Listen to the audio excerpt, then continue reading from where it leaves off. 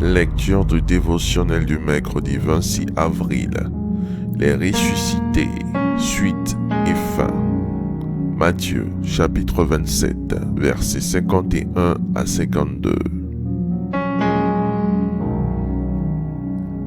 Et voici, le voile du temple se déchira en deux. Depuis le haut jusqu'en bas, la terre trembla, les rochers se fendirent, les sépulcres s'ouvrirent, et plusieurs corps des saints qui étaient morts ressuscitèrent.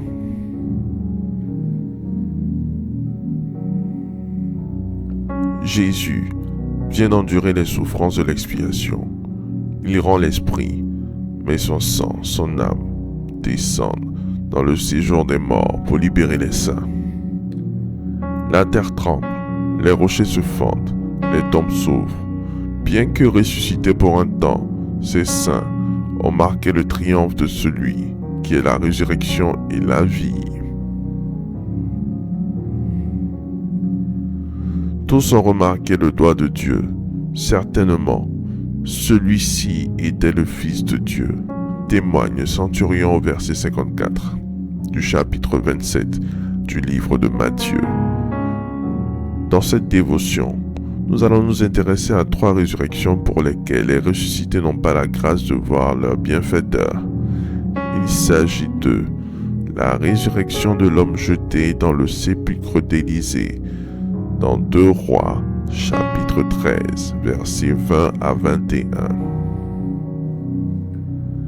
Élisée mourut, et l'on l'enterra. L'année suivante, les troupes de Moabites pénétrèrent dans le pays. Et comme on enterrait un homme, voici, on aperçut une de ces troupes, et l'on jeta l'homme dans le sépulcre d'Élisée. L'homme alla toucher les os d'Élisée, et il reprit vie, et se leva sur ses pieds. La résurrection massive des saints à la mort de Jésus-Christ. Matthieu 27, versets 52 à 54.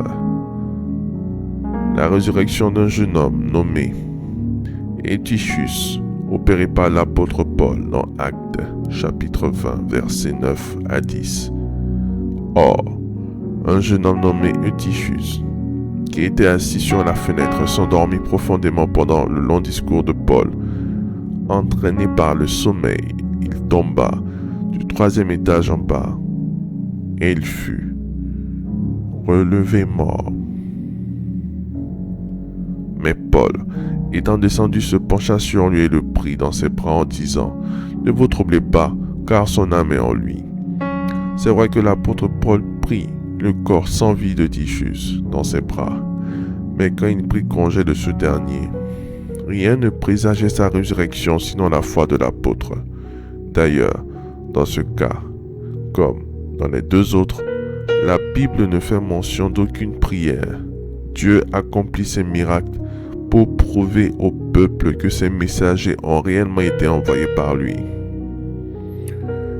L'influence du grand et du bon ne se termine pas avec leur vie. Elle justifie parfois ce genre d'événements miraculeux qui donnent espoir quant aux prophéties libérées et aux doctrines enseignées par ses envoyés de Dieu. Il s'agit donc de contact avec des ossements d'Élisée, avec le cadavre, contact du sang de Jésus avec la terre pour redonner vie à des morts.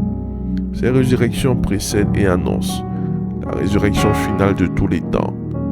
Elles apportent l'espoir que la mort sera vaincue et que les hommes seront consolés.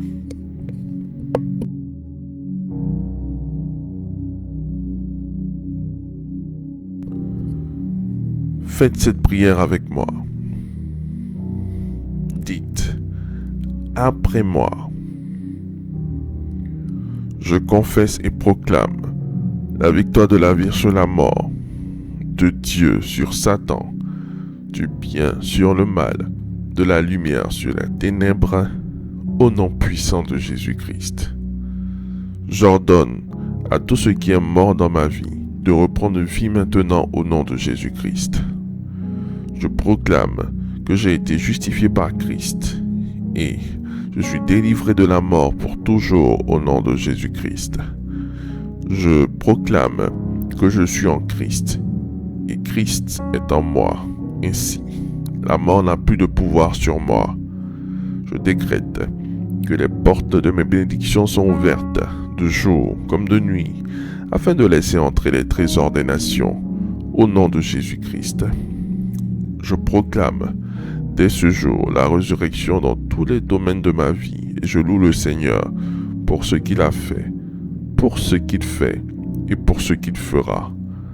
Je te remercie mon Dieu pour l'exaucement à nos prières au nom de Jésus-Christ.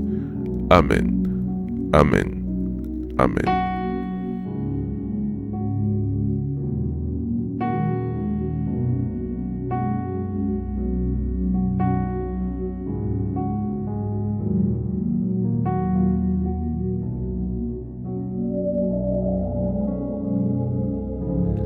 Déclaration miracle.